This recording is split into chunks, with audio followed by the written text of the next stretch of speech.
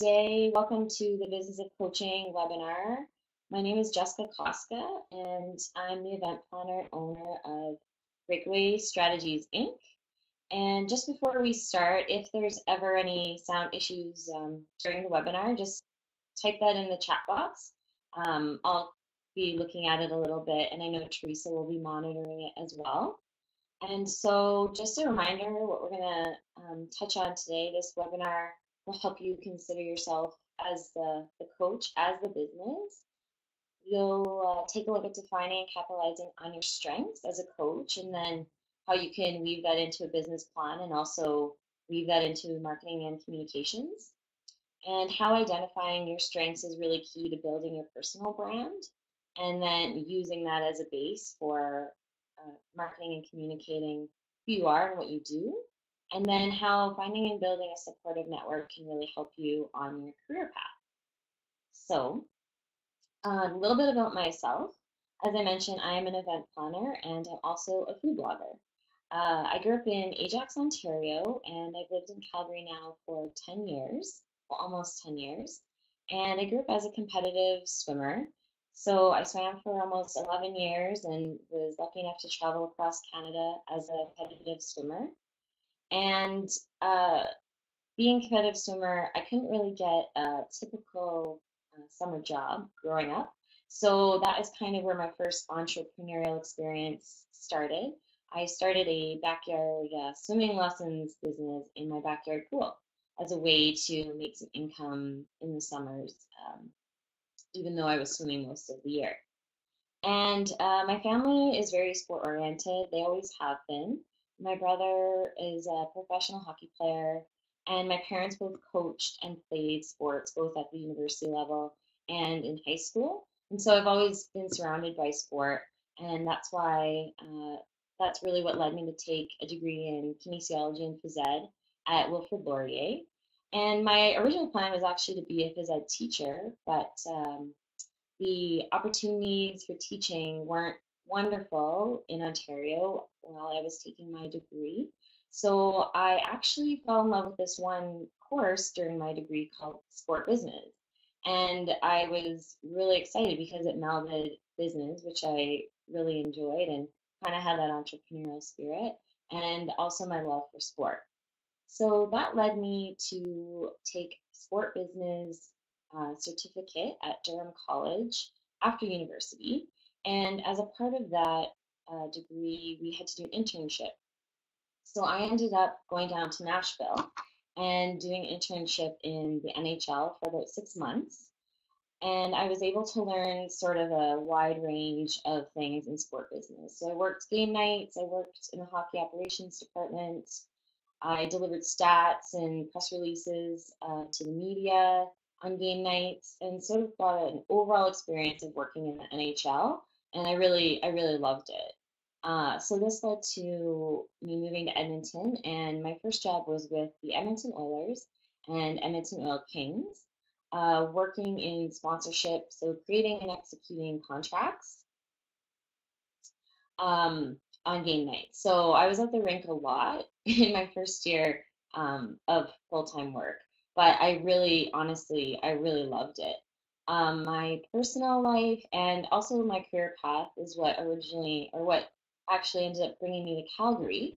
And so I worked in event management, in sponsorship and marketing for a variety of other businesses, including the Canadian Breast Cancer Foundation, the Canadian Sport Institute Calgary, and the University of Calgary as well. And then in 2013, that's when I really felt that rise of entrepreneurial spirit again. And I had been getting some requests from outside sources to plan events and work on some marketing projects. So I took the leap and started Breakaway Strategies in, I believe it was officially July of 2013. So it's been almost 4 years of running this business. And I generally work on event planning with my clients, but I do have a little bit of marketing and sponsorship consulting weaved in there as well. Some of my clients have been MeVest, which is a financial literacy website for Canadians, KPMG, Brookfield Residential, and I actually got to work with the Canadian Sport Institute as a contractor to help them run the event. So that was really great as well. And I also currently work with a really neat business called the Styled Stock Library, and they create stock photos for women entrepreneurs. And so I manage and help plan their photo shoots, which is really interesting and a neat way to use my event planning skills. So I'm still involved as well with MeVest and Brookfield Residential on some smaller projects. So my other love is food, and I also write and photograph for my food blog called Cooking in My Jeans, and that's sort of it was a side hobby project, but it's actually getting a little bit busier and something else that I really love to do. So now that you know a little bit about me, let's talk about what we'll actually talk about today. So where to begin? Sort of the business basics, capitalizing on your strengths, and also an overview of what is in a business plan. We're going to get into you as a brand, your personal brand, and how that links to marketing, communications, and negotiating. And then also building a supportive network. So who can you ask for help in this journey? How can you build that supportive network around you to help you succeed? So where do we begin? I wanted to actually start with the definition of personal branding because it's a word, or personal brand. It's a word that I will touch on quite a bit. So an official definition is essentially the ongoing process of establishing a prescribed image or impression in the mind of others about an individual, group, or organization. And so just a little bit of a lens to see where I'm coming from with the information I'm giving you. As an entrepreneur, I have many experience related to working as like a contractor or as an individual, where I am my business and I am the brand, versus working as an employee. You can have, still your own personal brand, but you've also got to represent the employee that you're working for. And I also have that employee experience as well. So I've tried to weave in experiences from both. And really, whether you are, a contractor, an entrepreneur, or a full-time employee, you are continually trying to establish your personal brand. So you're leaving that positive impression in people's minds. When you're not there, they're thinking about how great you are. So let's get into a little bit more detail about your strengths and then overview of what's in a business plan. So capitalizing on your strengths. When I first started out my business, I took a course called B School, and it's run by a very successful woman entrepreneur. Her name is Marie Forleo, and that's her website right there on the slide. Um, I was introduced to this wonderful exercise, which I actually based your pre-webinar exercise on, and it was about helping you define your top qualities and strengths.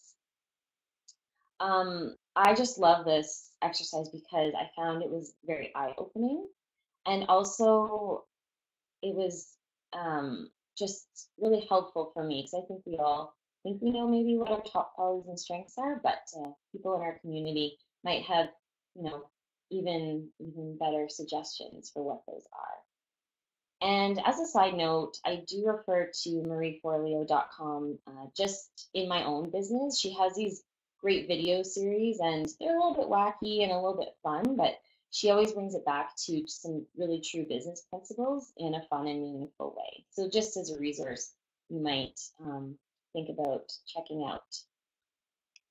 So when you're defining and capitalizing on your strengths as a coach, it really gives you the power then to develop a business plan, to develop some marketing messages, develop how you communicate with people, and also how you negotiate. You can build that all around these top qualities and strengths. And why I thought this exercise that you did pre-webinar would be important is I think it's just always good to know what others think. You know, you may discover something that you didn't even know was one of your top qualities or strengths. And one note I do want to make is that if you didn't get a chance to do the exercise, maybe try to revisit it at some point. But also, I can totally appreciate how it's hard to ask people, tell me how great I am. And I know I struggled a little bit too when I first did the exercise, but I found the results so valuable. So just think on that a little bit if you haven't done the exercise yet and you're pondering whether to do it or not. Just to know about your top qualities and strengths, they really are yours and yours alone. I like to say they're like your special sauce. They make you unique, they make you stand out, they make you who you are, and you're known for those things as a coach, and they are a large part of you building your personal brand as well. And when things are going sideways or maybe not going great, these are always those qualities and strengths you can go back to as well, and revisit them just to give you a reminder of some of those top qualities and strengths that you have. So I was wondering if anyone has any comments about this exercise. So what other sources could you use or have you used to identify your strengths or top qualities in the past? And if anyone has any comments, if you want to just type them to the chat box, I can share some of those further as well. So I'll give it a minute here.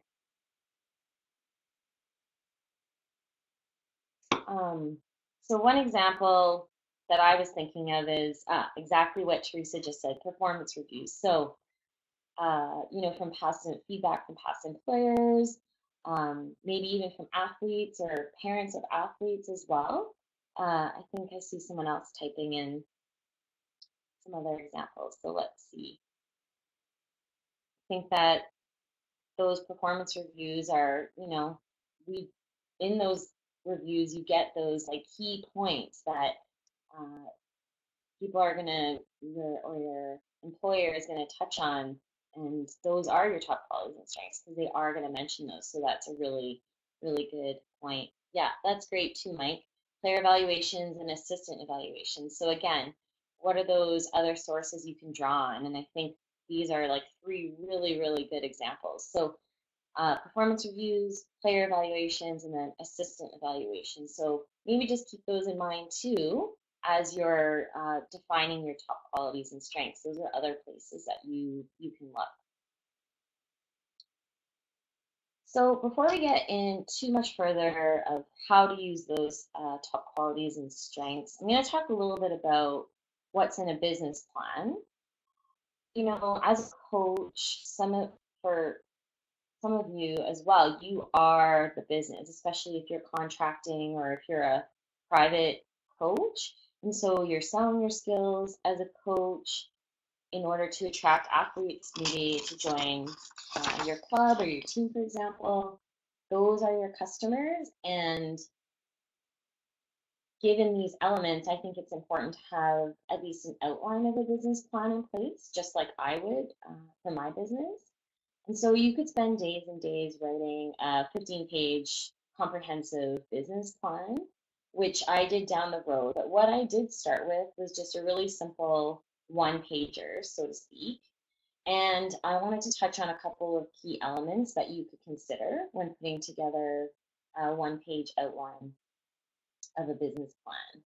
So, vision, mission, goals. So, this is where you would define those exact things, your vision, mission, goals. If you're starting your own club, perhaps it would be the vision for that business. You could also focus on yourself as an employee or as the coach on contract. So, what are your overall goals you might bring to that institution, or that you could see yourself as that coach on contract?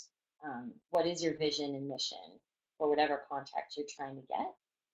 And perhaps consider yourself too as a part of an institution or organization, because I think some of these questions would come up as well. So services, what are you selling and why is it unique? So to me, you as a coach, you are the product, and you've got to communicate what you're worth, what your value is, what you're offering, which are those exact coaching services, and why it makes you different. So this is a piece where you can list some of those top qualities and strengths because those are those key pieces that make you different and why you bring value to whichever it's either a job you're applying for or um, to the institution that you're trying to, in essence, sell yourself to. The flip side would be if you are thinking about perhaps starting your own club, you could get into a bit of detail here about those legitimate exact services that you're going to offer. Maybe it's one-to-one coaching, maybe it's small group coaching. So this is a place to outline those pieces. Problem would be, what problem does your service solve? So an example of what you could touch on here is, maybe your skills lend themselves really well to an institution that wants to take their team from the top 20 to the top 10. Or you offer that one-to-one coaching that athletes are looking for, and in specific sports, they can really benefit from that type of coaching. So this is where you get into detail about what exactly your services could deliver on. And then who is your customer? So are your athletes the customer? Perhaps, they're the ones you're actually selling to, selling your vision, and in the end, they're benefiting from your coaching services. You could also consider the institution you're applying to as the customer as well. Budgeting, I wouldn't go into too much detail here, but it's good to just have a sense of that money that would be coming in or going out for different, income and expenses. So a key piece to any startup business is budgeting. And you could, in this sense, create a little bit of a list around maybe your salary range, and then some other expenses, excuse me, related to what might be in that job. On the other hand, if say you were starting up a private business or a private coaching business, what are those startup costs you think you might have? So maybe you need to rent a venue once a week, maybe rent equipment. So in this budgeting piece, you'll see there's some research needed as well. And then how will you price your services? So this is really linked to the budgeting piece also. Again, some research might be involved. And if you're contracting yourself out as a private coach, what are your rates? So list them in this section. Define those coaching rates, what you'll be charging. Maybe if you're looking at going to an institution, you can list out here what salary range you're hoping to be in. And then how are you going to market and communicate and sell your services? So here you could brainstorm some ways you could market yourself. For example, if you're trying to go work for an institution, where should you be perhaps in the online world to get noticed? Should you be on LinkedIn? Are there certain job boards you should be on? Should you be on social media? Or is there a specific jobs fair, conference, or workshop where you could be there talking to people and networking and marketing yourself there? Maybe if you're looking for private coaching clients or athletes, how would you find these athletes? You know, where are their parents looking for coaches? Or where are these athletes that are a bit older looking for coaches? Are there, again, online places that you should have your presence so potential clients could find you? And I'll get into marketing and communications a little bit more in a couple slides. So how could you use this one-pager plan? I really find it helpful even when you're going into a job interview or maybe when you're preparing for the job hunt, because a lot of these elements are either questions you'll have to answer or questions you'll have to consider in an interview or maybe when you're doing an application online. And if you're going to go the route of perhaps starting your own private club or private coaching business, a more in-depth plan would be needed, business plan would be needed, but this is a really, really good place to start. And there's also some great resources online. BDC, which is the Business Development Bank of Canada, has a ton of resources for businesses and also, startup business plan examples and templates. And also you could look at places like Alberta Women Entrepreneurs, just as an example a lot of provinces have different entrepreneur stations, I like to call them, so to speak, and they have great workshops and resources too to help you build out a business plan if that's what you're looking to do. So we're going to talk a bit more now about you as a brand and marketing and communications and how that's related. So again, if there's any questions during the presentation, feel free to pop them in the chat box and I'll try to get them as we go, or I'll go back at the end and get them as well. So you are your brand. And I really love this quote. Oh, there we go. Branding is what people say about you when you are not in the room. I think that's such a succinct way of describing you as the brand, you as the personal brand. Because, like I said earlier, you are the one being hired and you are the one selling your services, selling your vision and mission, and selling what makes you unique. So let's talk a little bit more about how this relates to marketing, communications, and also negotiating. So let's start with marketing. So how do you define your personal brand? A great place to start is those top qualities and strengths that we talked about in our pre-webinar exercise. And like some of the comments we had, you can look at performance reviews, you could look at assistant evaluations or player evaluations to help define some of those top qualities and strengths. Look for those common threads throughout, and you can pick out those 3 to 5 that make sense and that sort of weave themselves through either the feedback we've gotten or perhaps from the webinar, pre-webinar exercise. And there is a video by Marie Forleo that I want to reference. It's a little bit long, but she has 3 key points that I wanted to tell you about. And it relates really well to personal brand and how you can use these to help build your personal brand. So point 1 is be refreshingly real. You can still be yourself and have a really successful business and career. What I mean by this is, when I first started out, I think I had this idea that I had to almost act like someone else or act like not like myself because I didn't even feel like I had the qualifications maybe to be an entrepreneur.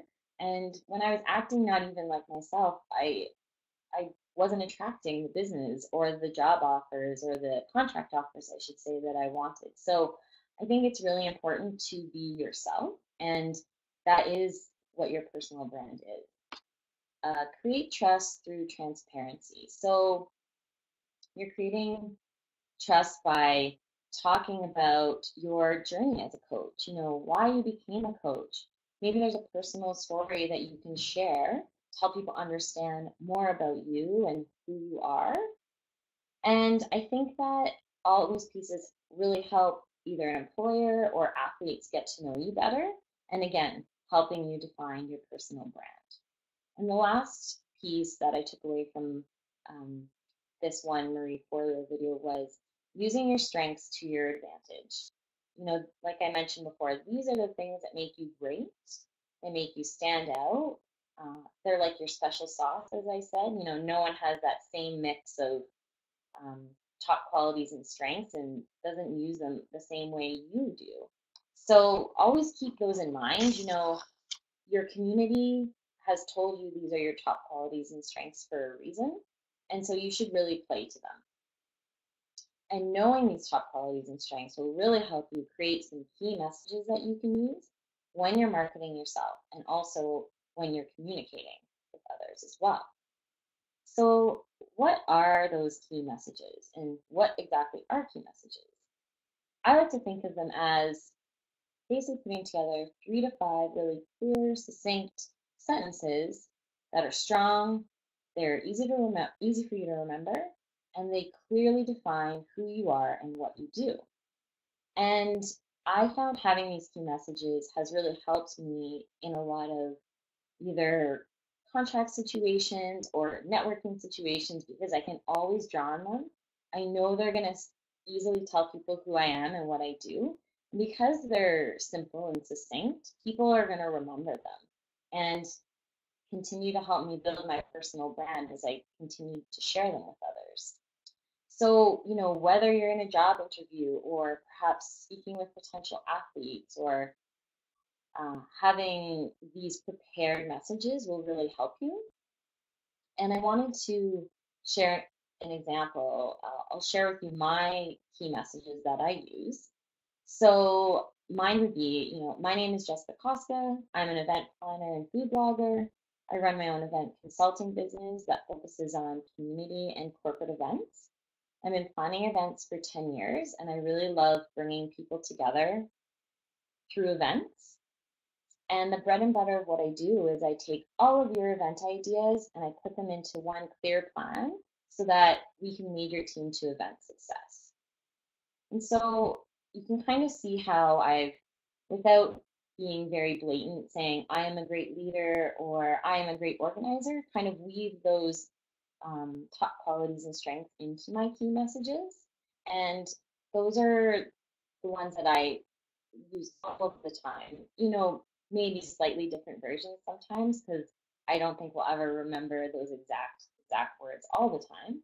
But it always makes me feel so much more comfortable when I'm speaking with someone to know I have those key messages to go back on. And so to effectively market yourself, this is a great place to start.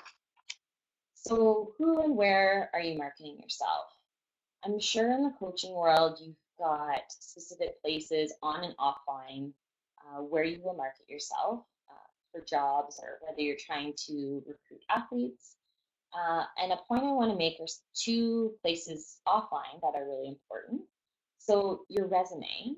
This is a place where you're trying to impart your personal brand, who you are on paper. And that's why creating those key messages I find is really important because you can weave those into your resume. Another key marketing tool is I still love the business card. And, even if you're not currently employed, you can still have a business card. It can be a simple card with your name, your title is coach, uh, your contact information, perhaps a personal website if you have that.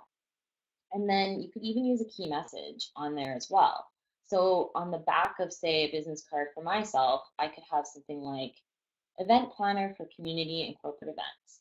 And that's really, really clear then to whoever has that card, who I am and what I do.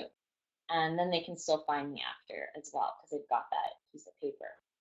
And so another place is the online world, and that's somewhere I know quite a bit about. I think nowadays when people read your resume, the next thing they do is they go Google your name. So it's important to have an online presence and a professional online presence. One place to go is LinkedIn, an essential search engine for jobs. And I think having a really great profile on LinkedIn is important to marketing yourself.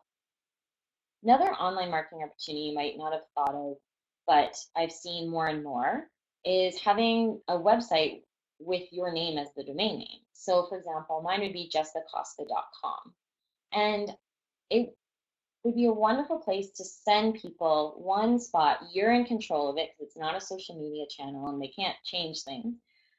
You could use it almost like an online resume and have a couple of your key messages, some of your great accomplishments, your contact information, even some testimonials. So a great place to send people when they meet you, or even use it as a tool um, when you're at events with your business card or even on your resume.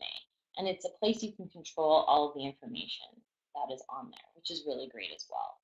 It also helps with online searches. So if you meet someone and they're Googling you, your website would come up as well. And just a general comment on social media, what I always come back to when recommending how to use it as a marketing channel is what is the purpose of why are you using Twitter or why are you using Facebook or why are you using Instagram?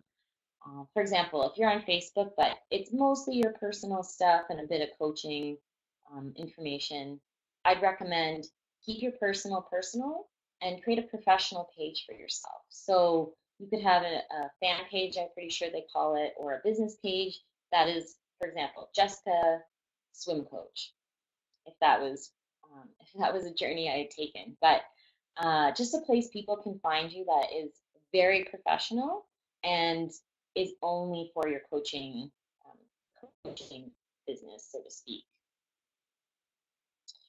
And I think something really key to remember is just when you're using social media as a marketing channel in a professional capacity is to just keep those key messages in mind and just continue to be professional on the channels that you've chosen to use to talk about coaching and the channels you've chosen to use as a marketing tool. So always go back to that personal brand and being clear about who you are and what you do. So I have a question for you. Are there any marketing avenues you've found most successful that you'd like to share with the group?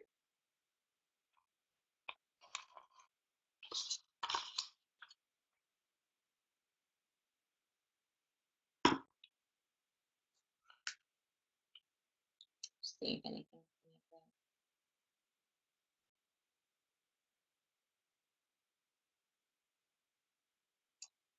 Okay, well, if any suggestions come up or, oh yeah, okay, so Teresa, that's a great one. So getting others to help you share your strengths, exactly. So having people who are your basically cheerleaders and advocates, and they can tell others about you. So that's a great example. So now that we've talked about some marketing channels, let's talk about a bit about how to communicate your message, adjusting for different audiences and how you're communicating your value as a coach.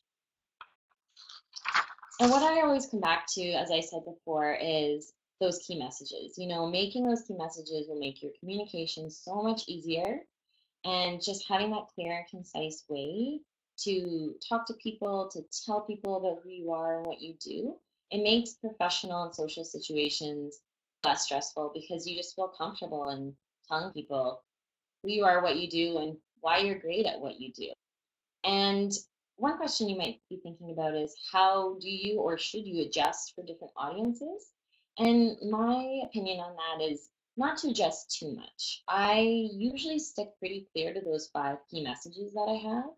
And what I do is change up the examples that I use. So if I'm in a situation where a client is asking it very specifically about maybe hosting a community fair, I will draw on experiences that I've had, but I always stick to those key messages too because it makes me feel more confident in talking about them, but also those key examples that you can use just are able to amp up your communication that much more. And consistency also lends itself to building your personal brand. So as you're continuing to tell people and share your messages about who you are and what you do, people are, like Teresa mentioned, with getting others to share your strengths. People are going to start to get to know you, get to know what you're about, and it'll be a consistent message across the board. And then, like I mentioned, it's definitely okay to adjust, but I like to adjust by using different examples. Now, how are you communicating your value as a coach? And I think especially, I know for me, and especially um, for women, I think sometimes we feel like we can't tell people how great we are because it almost feels like bragging, or you don't want to shine on or rain on someone else's parade, so to speak. And so we kind of hold back and might not um, tell people about how great we are for that reason. And I think this was my biggest hurdle when I first started.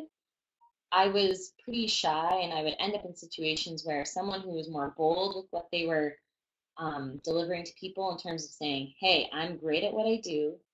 Here's what I can deliver for you. And this is why you should hire me. And I definitely didn't feel confident enough to say those things. So I was getting passed over for contracts or jobs because I just had more of a mumbled message, so to speak. So I think that's where, again, those key messages come in because it made me feel so much more confident. People, hey, I'm pretty great, and I hope you'll buy what I'm selling, which is my event planning services.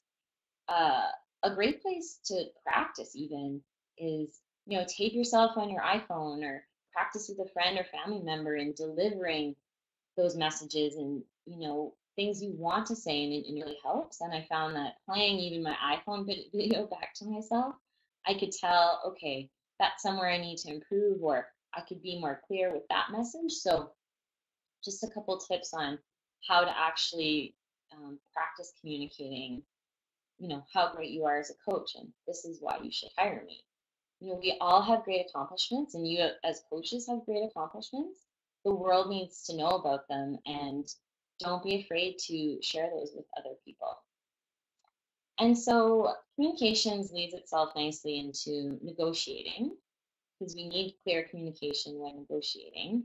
And you can kind of see how marketing does as well.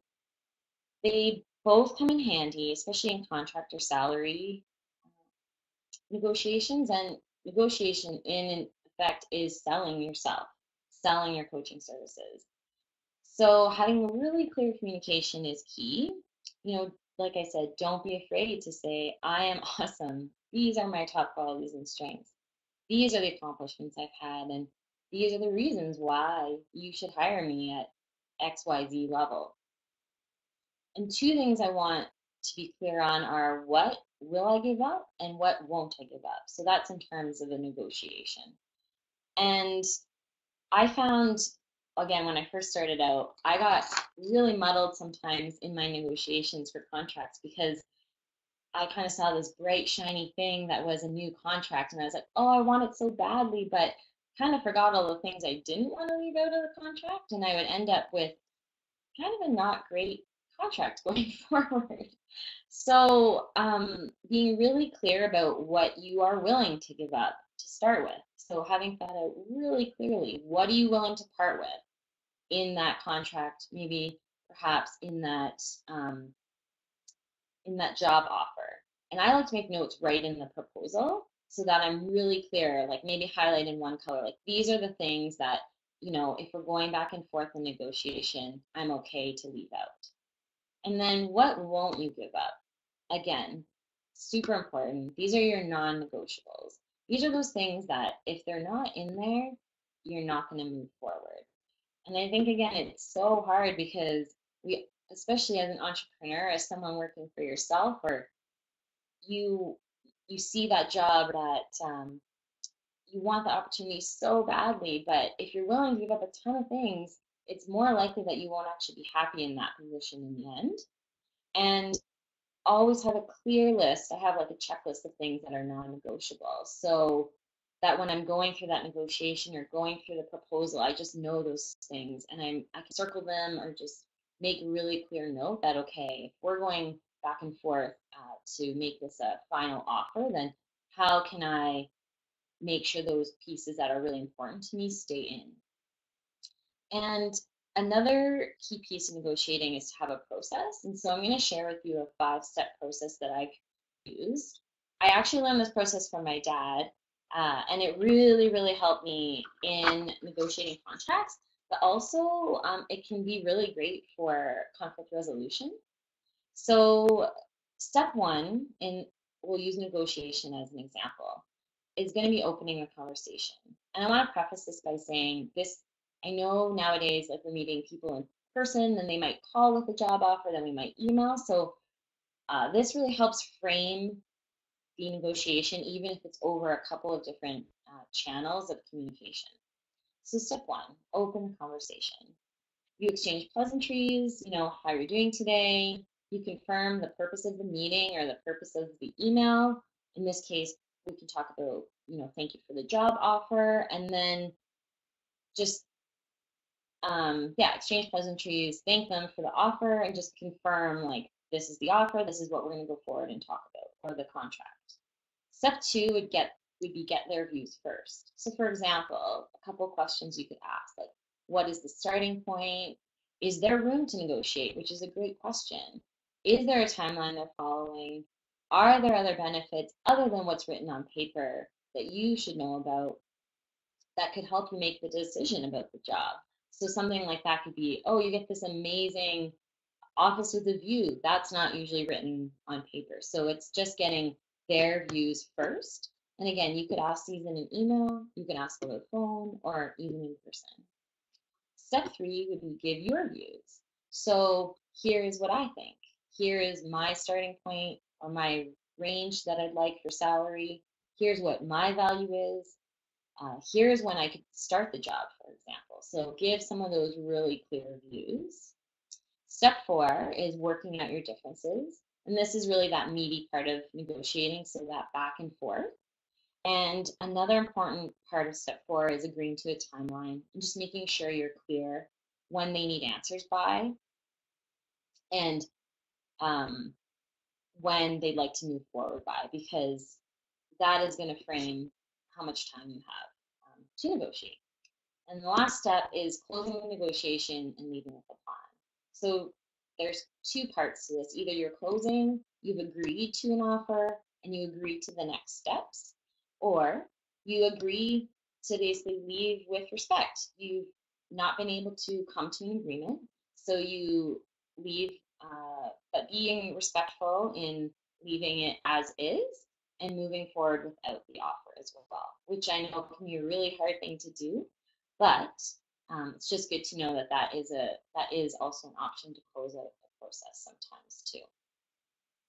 So a question for you: do you think this would help you in future negotiation scenarios, or just in general in your communications?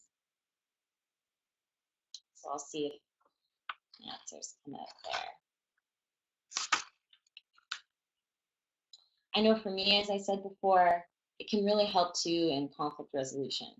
Um, just having that clear process of what to go through and a formula you can follow. I think it's something you can use not just in negotiating, but in other scenarios, and it will become easier as well um, as you use it. So I see Mike's just type something. Yeah, just some good steps to follow for sure. So just on to the last part of my presentation about building a supportive network, and how would this all be linked to the business basics that we've talked about. And kind of as the old saying goes, it takes a village. And I really believe that it does take a village to help you get to where you're going in your career. And you, like Teresa mentioned in one of her comments, you're going to make some great trusted confidants along the way, and some great contacts, and some people who will be your cheerleaders as well going forward, sharing who you are and that brand as well. And I just want to, oh, Mike made a great comment about with adjustments, you could use it in recruiting athletes as well, the communications process. Yeah, that's a great example too. So let's talk a little bit about networking, community, and then who you can ask for help. I've really found that building a supporting network has been huge for me in building my business. Uh, and so when I first started out, I did a lot of networking. And that's why I say for better or for worse, because I didn't always have great experiences networking at sort of those traditional events where, put a name tag on, kind of in a terribly wonderful room somewhere. And sometimes people don't even really network, they just stick with the people they came with. So I think sometimes networking can get a bad rap, but you won't really know until you go out there and try. I found those traditional networking experience sort of difficult, and so I went out of the box thinking about networking and started asking around, like here in Calgary, what are some great events I could go to where we're learning about business or meeting other entrepreneurs, but they weren't traditionally, didn't say like networking event. So one of them here in Calgary is called Capital Ideas. So ATV puts this on, and it's usually a panel of 3 business owners or people in small business in Calgary. They talk about one topic, but what's great is it's the community that actually comes to the event where the kind of magic happens, where that networking happens without really being a traditional networking event. So my advice to you would be to seek out maybe some workshops or learning opportunities that actually you might possibly network with people too, as sort of an underlying theme, even though it's not the actual point of the event. And it's really good to be prepared also when you're networking. Again, this is where your key messages come in handy. You can tell people really succinctly, like, this is who I am, this is what I do, and also, like, this is what I'm looking for. For me, I'm always sharing, like, I'm looking for clients that are looking for an event planner to do A, B, or C. So just like you with coaching, I'm looking for coaching opportunities with these types of institutions or perhaps these types of athletes. So don't be afraid to add that as well to your key messages when you're going to networking events. Another tip I would have for networking is I actually, when I go to conferences, I find that it can be overwhelming. You meet so many people. So I keep like a note in my phone where it would say, where there's some key people I meet, I write down their name, maybe who they work for, or why was it important that we talked, and why am I following up with this person? So I found that afterwards I could do my follow up, but also remember, okay, I'm following up this person because they said they can build me a great website, or they know an awesome graphic designer, or they know someone who could link me with potential clients. So keeping a list in your phone is a really great way to kind of document what's going on at those events. And also, then you don't have to worry about keeping all these business cards handy or even remembering afterwards who the people were that you met that were really important to follow up with. And I will say, when you do go prepared, you're more likely to possibly have that, kind of come back to you in a good way. I had one opportunity come to me for a client because of a networking event I went to. I was really clear on what I was looking for, and she connected me with someone in her network that was looking for someone like me. So again, even like Teresa mentioned in one of her comments, other people can share your strengths too and connect you with people in their network for possible opportunities as well. So supporting another's success won't ever dampen yours. I think that little example leads perfectly into this quote, because I know for me, I was a little bit afraid when I first started, like, why would I share things with other event planners? Why would I share with them what my services are? Which is actually, now that I think of it, a little bit ridiculous, but I kind of had that fear that, oh no, what if they, steal my clients? But it was really silly. And when I realized that I was meeting some great people, and they were doing great things for me, that I could support them as well, and it wasn't going to dampen either one of our successes. I think we are stronger when we work together, even as individuals looking for your own individual job. I think having that support behind you is huge, and you kind of always just feel it there. Um, Building the supportive community around you, it can be this group you have here. You've got this great community of coaches already because of this program. And you can support each other outside of and going forward too.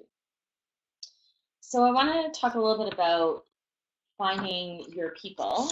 And what I mean by this is finding those people that you can trust and will support you uh, through those tough times. And even when you celebrate with you, when you have those really good wins, you of course have your mentor and mentee relationship from this program. And again, you have this community of coaches in this program too. Really great place to start. You all have some great things in common. And one thing I do want to mention is maybe looking also a little bit beyond this course as well, or beyond your industry. I found some of my um, greatest support has been people who aren't even event planners. They're in a completely different industry, but we connect over similar business themes, and we've experienced similar things in business, but we can support each other because of that. And that's why I think building your community is so important. So I want to give you a little glimpse into who my people are. So that's myself in the blue dress, blonde hair, and then my friend Whitney, and then Rachel. So I like to call them my business besties. And we actually met because of B School. We all took the course, and we all live in Calgary. So we started meeting up because of that course. We each have our own businesses. They're all very different, but we connected on a really trusting level and became each other's confidants. And we actually meet every quarter and talk about, our business struggles, things that are going great. We usually come up with a goal or two that we have for the next time we meet. So we hold each other accountable, which is awesome, because when it's just you in business, it's hard sometimes to hold yourself accountable to everything. And, we give constructive feedback to each other and also really help each other through those tough business times. And I don't think I would have got where I am in business if it wasn't for my people and building that supportive network behind me. So it really leads into who can you ask for help? And like I mentioned before, you have this great community already built with all the coaches here in this program. So one thing I'll say is you won't know the answer until you ask. And there were so many times when I started out that I was like, oh, should I ask that person? Should I ask them if I can take them for coffee? And, ask them about how to get a small business lawyer. And I waited way too long instead of just asking. And a lot of times the answer was yes. So don't ever feel like you can't ask because you really won't know the answer until you do. And think about who is in your immediate network you can trust. So one thing I did was I even made a list or kind of have an ongoing list of people that um, just their names and then what possibly I could ever go to them for. So if I know someone knows a lot of great graphic designers, like I've got that person listed, or I know someone who I know could link me to who knows a lot about web design or even online e-commerce, just a couple things that I'm thinking of. So who's in your network that you trust and maybe how could you reach out to them for help? And again, just a note on never be afraid to go and talk to people in other industries. You might learn something. They might have had a similar experience as you and can help you with some suggestions, perhaps to deal with certain scenarios. And a lot of the themes across the board are pretty similar. So don't be afraid to uh, reach out to people from different industries too. So just to wrap up, where do you go to from here? And I think one of the biggest things is having confidence to stick to your plan. So you might have a well thought out plan of, your steps to get where you want to go in your career, but have that confidence to stick to it. Because I know there's always going to be, we will have to shift sometimes and we will have to pivot, but um, be courageous in sticking to that plan, even when things aren't going your way, and plan for downtimes. When I first started my business, I had just a couple smaller clients, so I wasn't necessarily working full time. So I used that time to my advantage. So I made sure my website was right on par. I made sure my social media was really up to date. And I also reached out and gathered testimonials from past employers. So use those downtimes to your advantage. And don't forget to celebrate your wins. From the smallest win, like I'm not, even when I first started my business, like even setting up my office, like that was a huge win because I had a place to actually work in my house. So just the small wins to those really big wins, always, always celebrate those. There really is power in celebrating what is going right for you. And to leave you with a couple of final thoughts, uh, just some lessons learned from my end. You will trust people and people might back out of commitments and some relationships might in business or in your coaching career might go sideways, but in the end, most people are good and you're going to have a great experience. You really just need to trust who you are, trust your intuition, trust those top qualities and strengths, stick to your guns, speak up when things don't feel right, and really voice your opinions in a constructive way. And I found those things have really helped me along the way. How to keep going? Um, it's that supportive network. They've really helped me keep going and also celebrating those wins along the way. Or even, when things aren't going great, just think about, wow, remember that? I'll be like, remember that event I did, last year? That was quite a lot of work and that was actually really awesome. So just remembering on those things to help you persevere forward. And really what anchored me through tough times are my people and my family, my friends. So um, I really advocate building that supportive network because they can really really help you along the way, and you can trust them. um, you've built up those great relationships. It can really make a difference. So I think this is the perfect way to end. This is one of my favorite quotes. Be fearless in the pursuit of what sets your soul on fire. And I think that's just hits the nail on the head.